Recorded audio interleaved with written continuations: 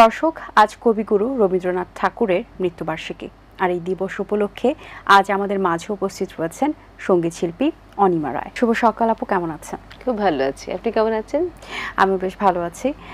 আপু, আজকের দিনের কথা তো সকলেই জানেন, যারা স্পেশালি সঙ্গীত শিল্পী জগতে আছেন, রবীন্দ্রসঙ্গীত জগতে আছেন, সেই জায়গা থেকে আজ আপনার অনুভূতিটা কি এবং আজকের দিনের যে তাৎপর্য সেটা আসলে কতটুকু? আমরা আসলে রবীন্দ্রনাথের প্রয়াণ তো বটেই, মানুষ মাত্রই প্রয়াণ হয়, তবে তার প্রয়াণটি আসলে অন্যান্যদের মতো নয়, কারণ তিনি সশরীরই হয়তো নেই, কিন্তু তার সমগ্রটা দিয়ে আছেন। সুতরাং এই দিনটা আমাদের জন্য খুব একটা দুঃখের দিন তা না, আমরা কিন্তু একটা শোকের দিন বলে পালন করি না, প্রয়াণ দিবস হিসেবে পালন করি। কারণ শোক তখন হয় আসলে একটা মানুষ যখন সব কিছু নিয়ে চলে যায়, তিনি আসলে চলে গিয়ে এতটা বেশি পরিমাণে রয়ে গেছেন, সেটা আমাদের শোক মোটেই নয়, সেটা আমাদের শক্তি। কারণ যে মানুষটা বাঙালিত্ব কাকে বলে, প্রকৃতির ভেতর দিয়ে নিজেদের জীবনের আনন্দ উদযাপনের যে উৎসব, যে মানুষটা আমাদের এই সকল বিচিত্র রূপ শিখিয়ে গেছেন, অনির্বচনীয় রূপগুলো, একটি নদী থেকে কি করে পথ হয়, পথ থেকে কি করে দিগন্ত হয়, এই সকল যিনি শিখিয়ে গেছেন, আসলে তাকে তো মিস করার কিছু নেই। তিনি নেই বলে কখনো উপলব্ধি আমাদের হয় না, যে কারণে 25শে বৈশাখ, 22শে শ্রাবণের মতো বাকি দিনগুলো আমাদের কাছে একই রকম। তবে হ্যাঁ, সাধারণের কাছে আজকে রবীন্দ্রনাথ ঠাকুরের প্রয়াণ দিবস, তেমনটা আমাদের কাছেও আজকে একটি বিশেষ দিন। এই দিনগুলোকে সকলে মিলে তাকে স্মরণ করব, যারা আমরা রবীন্দ্রনাথের গানকে ধারণ করি, লালন করি এবং একেবারে আষ্টে পৃষ্ঠে বেঁধে যারা বেঁচে থাকি তাকে নিয়েই, তার তো রোজ করি, আর যারা তাকে মাঝে মাঝে স্মরণ করি, যারা তার গান শুনি, তাকে পড়ি, তাকে জানবার চেষ্টা করি, তাদের জন্য অন্তত এই দুটি দিন অত্যন্ত বিশেষ। আমরা তো আরও আলোচনা করব, কিন্তু যেহেতু আজ রবীন্দ্রনাথ ঠাকুরের প্রয়াণ দিবস, সেই উপলক্ষে আসলে আমরা একটি গান শুনে নিতে চাই। তাকে স্মরণ করতে করতে আমাদের পুরো অনুষ্ঠানটা আজ শেষ হবে। কোন গানটি আমরা শুনছি? আজকের দিনে আসলে গান গাইতে হবে, তার আজকের বিশেষ একটি দিন, তবে একজন স্রষ্টা, তার গানের মধ্যে দিয়েই তাকে স্মরণ করা, তার সৃষ্টিকর্মের মধ্যে দিয়েই তার জন্মোৎসব, তার প্রয়াণ দিবসগুলো স্মরণ করা অত্যন্ত বিশেষ একটি বিষয়, অত্যন্ত প্রিয় একটি গান, অনেকের খুব কাছের একটি গান। আমি চেষ্টা করছি অল্প একটু। যখন পড়বে না মোর পায়ের চিহ্ন এই বাটে, আমি বাইব না, আমি বাইব না মোর খেয়া তরি এ ঘাটে গো, যখন পড়বে না মোর পায়ের চিহ্ন এই বাটে।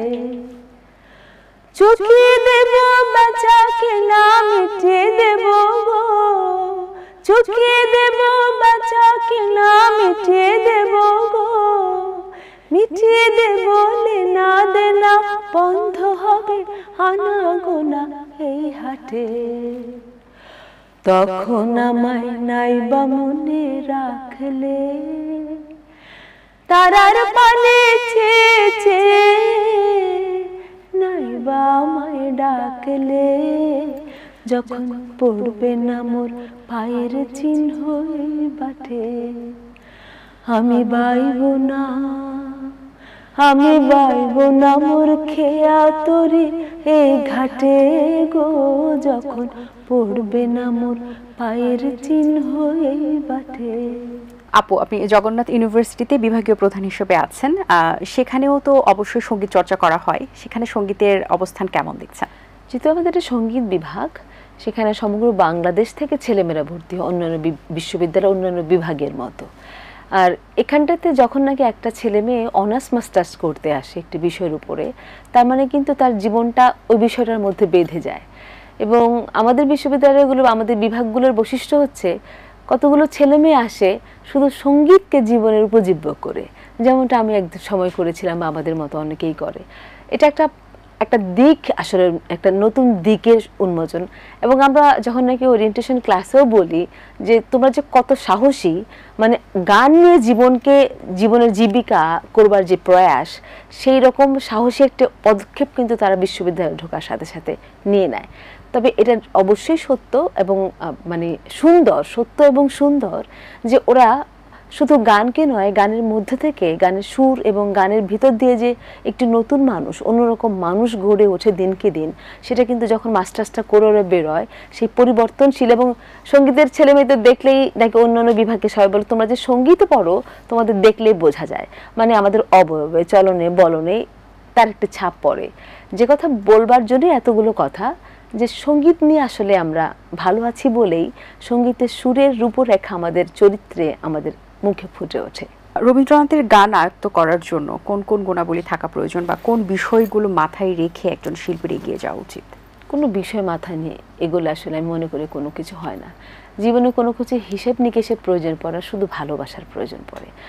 রবীন্দ্রনাথের গান তো বটেই, যে কোনো গান হোক না কেন, যদি আমি ভালোবাসি গানটাকে, যদি নিজের চরিত্রের একটি অংশ, আমি সেই গানের মধ্যে যদি নিজেকে প্রতিস্থাপন করার শক্তি যদি আমার থাকে, আমি বলি তখন শিল্পী হওয়া যায়। গান সকলেই গাইতে পারি, কারণ শিল্পী কিন্তু আমি আপনি কোনো শিক্ষক কাউকে তৈরি করতে পারে না। শিল্পী তৈরি হয় জনগণের মধ্যে, শ্রোতার ভিতর থেকে। শ্রোতা যার নামটা মনে রাখতে চায়, যাকে আবার শুনতে চায়, সে শিল্পী হয়। সুতরাং এটা কোনো কোয়ালিটির মধ্যে পড়ে না, গানের সুর কণ্ঠে সবারই থাকে, কিন্তু শিল্পী একটি আলাদা সত্তা, যে সত্তা দিয়ে নিজেকে আমি যে স্বকীয়, আমি যে আলাদা, সেটা আসলে আবিষ্কার করতে হয়। আর রবীন্দ্রনাথের গান এত সহজ, এত সরলের সুর, তাই বলছি রবীন্দ্রনাথের গান গাইতে গেলেও একটু সরল হতে হয়, একটু সহজ হতে হয়। অনেক জটিল, অনেক কুটিলতা নিয়ে আসলে এই গান করা যায় না। আচ্ছা আপু, আপনার পরে যদি আমরা একটু দেখি যে তেমন কেউ রবীন্দ্রসঙ্গীতের উপর খুব একটা ভালো করতে পারেনি, বা আপনি আপনার অবস্থানটা এত বেশি দৃঢ়ভাবে আসলে দর্শকদের সামনে রিপ্রেজেন্ট করেছেন যে সকলে আপনার গান পছন্দ করে, আমরা কি, এবং আপনি বলছিলেন যে শিল্পী কখনো তৈরি করা সম্ভব না, শিল্পী আসলে নিজের জায়গা থেকে হয়তো বা তৈরি হয়ে আসে, এই যে একটা ব্যাপার কাজ করছে, নতুনদের মাঝে কেমন দেখছেন, বা আমাদের কি রবীন্দ্রসঙ্গীত, এটা আমি বলবো না যে পরবর্তী প্রজন্মরা গান করছে না, রবীন্দ্রনাথের গান কিন্তু করছে, সময় লাগবে, কারণ কি এটা একটা সাধনার ব্যাপার। রবীন্দ্রনাথের গান কিন্তু হুটহাট করে একজন শিল্পী হয়ে গেল, এটা যেমন হচ্ছেও তো অন্যান্য অঙ্গনে, আবার তারা হুটহাট করে মিলিয়ে যায়। আর রবীন্দ্রনাথ, নজরুল, লালন হচ্ছে সাধনা, এরা হুটহাট করে হয় না, দীর্ঘ সময়ের ব্যাপার, দীর্ঘদিন। এখন যদি কিছুটা কমতি থাকে, সেটা হচ্ছে ওই দীর্ঘদিন টিকে থাকার যে লড়াইটা। আমাদের এত প্রলোভন, এত চ্যানেল, এত সুযোগ, যে আমরা একটা জায়গায় যদি সুবিধা না পাই, তখন আমরা একটা দরজা খুলে ফেলি হুট করে। কিন্তু স্থিরতা বড্ড বেশি দরকার আমাদের, এখন বিশেষ করে সঙ্গীতে।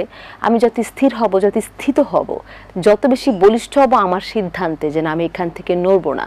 যে কথাটা বলছেন যে কেন আমি কিন্তু অন্য কোনো কণ্ঠে সুর রয়েছে, সবাই গাইতে পারে, আমি কিন্তু রবীন্দ্রনাথের গান ছাড়া অন্য কোনো গান এখনো পর্যন্ত গাই না। অতুল প্রসাদ ডিএল, রজনীকান্ত সেন করি, কারণ আমার কাছে রবীন্দ্রনাথ একটা সাধনার জায়গা। একসাথে বহুজনে সাধনা করা যায় না, যখন আমি সাধনা হিসেবে নেব, তখন একদিন, 2 দিন বা শতদিন, কোনো না কোনো দিন আমার সাধনার যিনি মার্গ, হয়তো তিনি আমাকে কাছে টানবেনি বা ডাকবেনি। সে কারণে হয়তো আপনি আমাকে চেনেন, হয়তো লোকে আমাকে একটু একটু করে ভালোবাসছে। আচ্ছা, আমরা এই মুহূর্তে আরেকটি গান শুনে নিতে চাই রবীন্দ্রসঙ্গীত। কোন গানটি শোনাবেন আমাদের? আমার খুব প্রিয় একটি গান, এই সময় গাইতে ইচ্ছে করে, যেহেতু বর্ষাকাল, চেষ্টা করছি। শ্রাবণের ধারার মতো পড়ুক ঝরে, পড়ুক ঝরে, তোমারে সুরটি আমার, মুখের পরে, বুকের পরে, শ্রাবণের ধারার মতো পড়ুক ঝরে, পড়ুক ঝরে, তোমারে সুরটি আমার, মুখের পরে, বুকের পরে, শ্রাবণের ধারার মতো পড়ুক ঝরে, পড়ুক ঝরে। বাহ, অসাধারণ, চমৎকার, ধন্যবাদ আপনাকে। আমরা এখন রবীন্দ্রসঙ্গীতের কিন্তু অনেক ফিউশন দেখতে পাচ্ছি, এবং একটা সময় আমরা দেখেছি যে নাটক সিনেমাতে কিন্তু রবীন্দ্রসঙ্গীতের মিউজিক অনেক ব্যবহার করা হয়েছে, রবীন্দ্রসঙ্গীত ব্যবহার করা হয়েছে। এখন কি সেই পরিমাণে ব্যবহার করা হচ্ছে কিনা, বা এই ফিউশন জিনিসটা, ব্যাপারটা আপনি কিভাবে দেখছেন? ফিউশন ইজ এ কনফিউশন আসলে। কারণ ফিউশন যখন আমি করব, তখন অনেকগুলো বিষয় আমি জানি না বলে ব্যাপারটাকে নিয়ে করছি, মানে আর রবীন্দ্রনাথের গান ফিউশন করা অনেক জটিল, কারণ ওই লোকটা এত দিয়ে গেছে তার গানের মধ্যে। রবীন্দ্রনাথ নিজেই এত জানা একজন মানুষ ছিলেন, পৃথিবীকে জেনে উনি যতটুকু নেবার ঠিক ততটুকুই নিয়েছেন। এরকম নয় আমি কম জানি বলে কম নিলাম, উনি অনেক বেশি জানেন, নিয়েছেন কম। তার মানে তার মধ্যে পরিমিতি বোধটা ছিল বলেই এত স্বল্প পরিসরে উনি বিদেশি সুর বা প্রাদেশিক সুর বা শাস্ত্রীয় সুরের ব্যবহার করেছেন বা মিশ্রণ করেছেন বা লোকসুরের ব্যবহার করেছেন। কিন্তু আমরা যারা করি রবীন্দ্রনাথকে ভাঙতে চাই, রবীন্দ্রনাথকে ভাঙতে গেলে রবীন্দ্রনাথের থেকে বড় হতে হবে।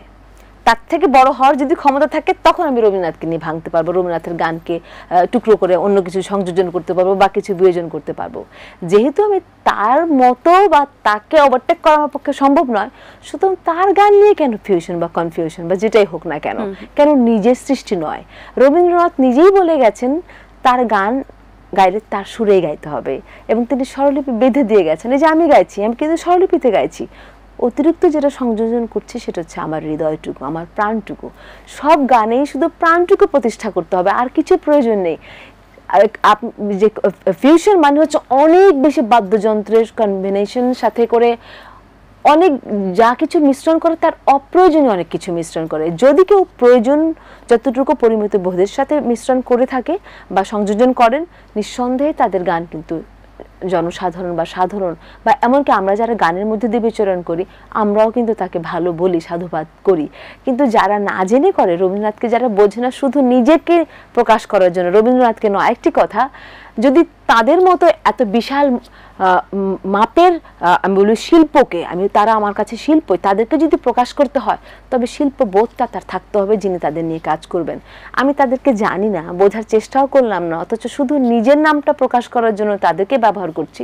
সেক্ষেত্রে আমি মনে করি নিজেকেই খানিকটা ছোট করা হয়। আপু, রবীন্দ্রসঙ্গীতে যারা আছেন, স্পেশালি যদি শিল্পীদের কথা বলি, সঙ্গীত জগতে যারা শিল্পীরা আছেন, তাদেরকে আসলে মূল্যায়ন কতটুকু করা হচ্ছে সংস্কৃতি অঙ্গন থেকে বলেন বা বাংলাদেশের প্রেক্ষাপটে বলেন, যারা সঙ্গীতের সাথে জড়িত আছেন, তারা কি ঠিকভাবে মূল্যায়িত হচ্ছেন কি? মূল্যায়নের প্রসঙ্গে এলে এটা অনেক বিশাল একটা প্রশ্ন। কারণ কি, আমার সমাজে শুধু শিল্পী কেন, বাকি অন্যান্য শিল্পও কি মূল্যায়ন যথার্থভাবে হচ্ছে? কারণ আমার মনে হয় আমরা আমাদের অস্তিত্বকে কদর করি না। মানে আমার যা কিছু আছে তাকে কদর না করে বহির্বিশ্বকে বড় বেশি আদর করি আমরা। হ্যাঁ, মানে বাহির থেকে যা কিছু আসে সেটা আমার কাছে ভালো, আমার ঘরের খাবারটা তেমন ভালো না, চাইনিজটা বড্ড বেশি ভালো।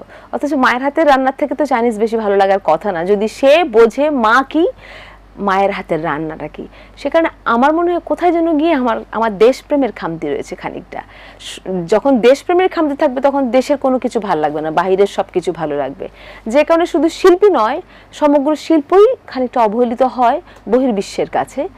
তাই আমি বলবো যে, আর যদি বলেন যে শিল্পীরা যথার্থভাবে মূল্যায়িত হচ্ছে কিনা, সেখানে আমি বলি শিল্পীরও খানিকটা যে দোষ নেই তা না।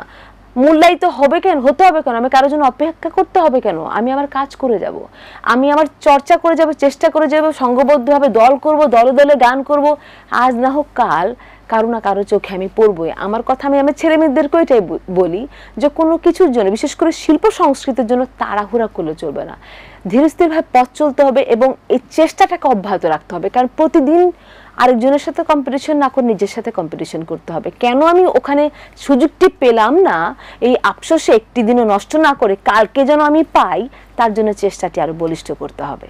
গল্পে আড্ডায় আমরা আসলে রবীন্দ্রনাথের কথা নিয়ে এতটাই মগ্ন হয়ে গেছে যে আমাদের প্রায় শেষ প্রান্তে চলে এসেছে অনুষ্ঠানে।